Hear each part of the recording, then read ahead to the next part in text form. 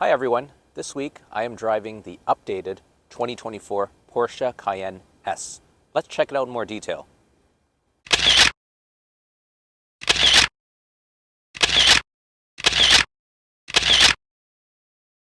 So the S trim is one step above the entry-level gas model, and this one is gas-powered as well. It has the twin-turbo 4-liter V8 that produces 468 horsepower, so it's definitely a tire burner of an SUV. Now, in terms of its exterior, there's not too many updates that are noteworthy, but where the upgrades really lie are within the interior. So as the driver, when you get into the seat, the one change is there's now a new steering wheel. It was taken from the 911, so it's a lot more attractive. It looks sportier and really soft leather, and it's got heated function as well, which is great for Canadian winters. And there's no longer a twist-style engine starter, so it's got a button now, like on most vehicles. It's also got an all-new, all-digital instrument cluster, so it's highly configurable.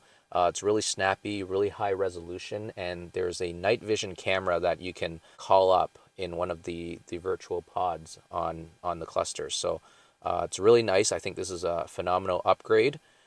The other notable upgrade is the fact that there's no longer a physical shift knob on the center console here. Instead, they've taken the shifter style from the Taycan EV, and it's now along the dash to the lower right of the instrument cluster. So it's a little lever where you either push down to get into drive or push up to get into reverse.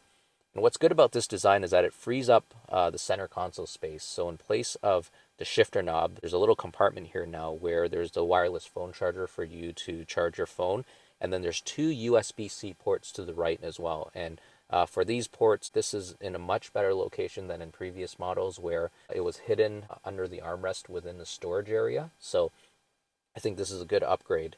And then Porsche has also retained their high quality switchgear. They've got knurling on the piano buttons, which feel really high quality. The only thing is that they've got the cup holders in front of the armrests. So it's fine if you got like a small container, but if you got like a tall container or a bigger bottle of water, it can kind of get into the way when you want to access some controls on a center console. So just a small thing. It's not a big deal in the big picture, but it can be annoying sometimes. But it retains the 12.3-inch center screen. But what's new for front passengers is that front passengers now get a 10.9-inch screen of their own to enjoy. So they can watch videos, they can call up a map, they can see vehicle information even. And from where I'm sitting, I can't actually see what's being broadcasted on the screen right now. So there's a privacy filter that goes on top of it. So I guess for some front passengers, they might find that useful. But overall, the updates in here are very, very good. There's a phenomenal camera system that I'll go into a little bit more detail on later. But I think overall, these updates really elevate and modernize the look and feel of this interior, and it definitely makes it a nicer place to be in. Now, this particular model, the way it's equipped, starts at just under $150,000, and yes, it is a lot of money, but of course it does have some highly desirable options. And I think if you're shopping for a Cayenne, it's worth getting this new vehicle with all the updates as opposed to maybe finding a pre-owned one that's 2 to 3 years old. I really like all these updates. It looks really nice.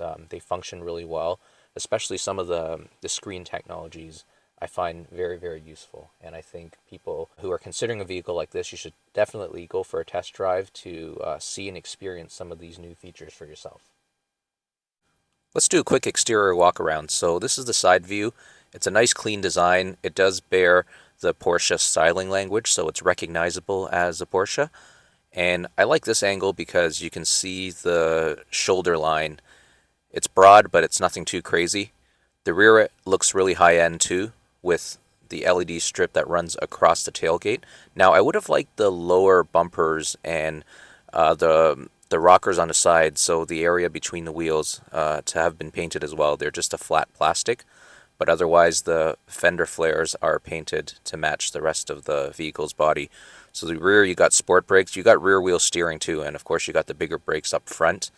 You've got really nice headlight design. They perform really well at night, and as you can see there on the bottom, it's kind of got like a stainless steel surface that has the Porsche script on there. So the front end was redesigned a little bit as well for the 2024 model year, and it looks really nice overall, this design.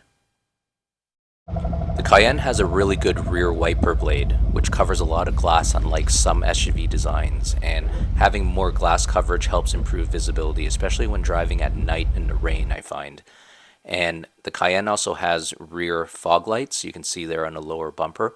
And these lights are more of a European vehicle design feature, but they do help improve visibility when driving on a highway, especially in fog at night or during the day when it's raining and you're on a highway and you're throwing up a lot of mist. And this is the rear cargo area, so it's pretty spacious, although there's not a whole lot of storage compartments underneath this piece of board, although you do have a spare tire. And there's a small storage compartment there along with the privacy cover. And with the air suspension, you can actually lower the trunk area a little bit so you could load cargo easier. There's fold down seats, although you have to operate it from each of the rear doors, and you got to push down on the seat back a little bit in order to get it to lock and sit flat. This is one design I really like. So this is the front seat, and there's no pit on the floor there. So why that's good? Say you drop your phone or your wallet, you're going to be able to retrieve it pretty easily, as opposed to some vehicles where it ends up falling into a small gap and then it might get stuck underneath the seat somewhere.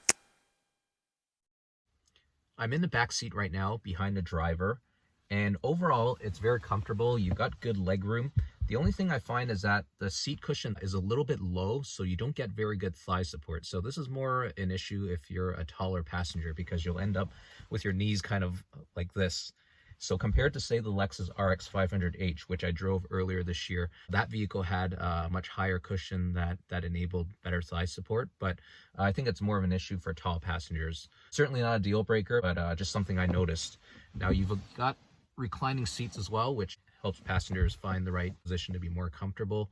On the armrest here, you've got two cup holders. They're a little bit shallow, and one is smaller and one is a little bit bigger, but they will do the job.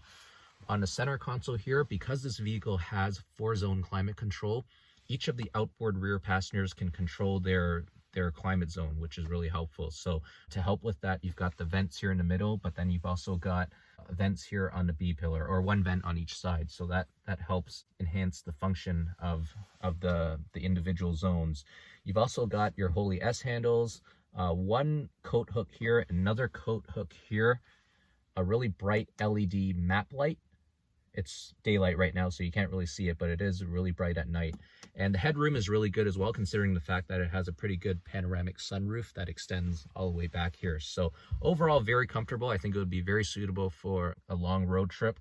Other than the low seat cushion, everything is good. I would enjoy being back here for several hours if I were a passenger on a long highway trip. I wanted to take a moment as well to highlight the Cayenne S's camera system, which was personally my favorite feature. So when you put the vehicle into reverse, you get this view on the center screen. Now you can actually get a specific view depending on the angle that you want to see, and it presents a nice crisp 3D view that I found to be really, really helpful. And you can even tailor the view if you wanted to. So you can select with your fingers to find the right angle. And of course, this is super helpful when it comes to parking. And the system can even tell you when your wheels are too close to the curb, so there's absolutely no excuse to damage any wheels. And when you turn the steering wheel while stationary, the camera can actually swivel, which I've never seen, so I found this to be really cool. And there's a camera washer as well, which is particularly useful during Canadian winters.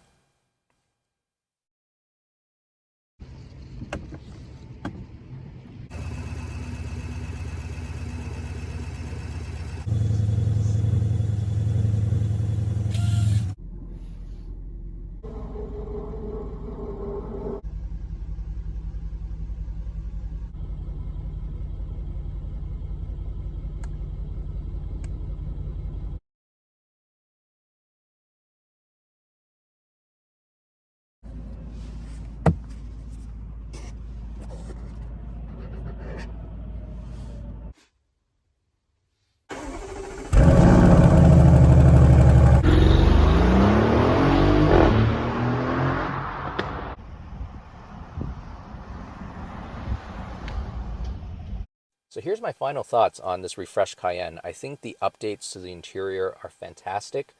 I think there's a lot of great screens and great technology. I really, really love that that camera and all the features it has, including the camera washer, which is really useful in Canada during winters.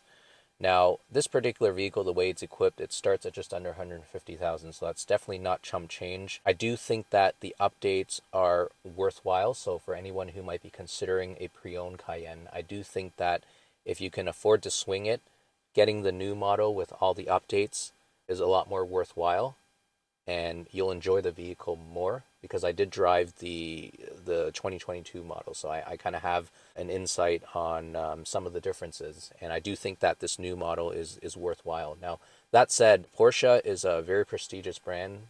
You know, the vehicle drives amazing. It handles better than a lot of sedans, but buy a Porsche only if it's within your budget and it's truly within your means.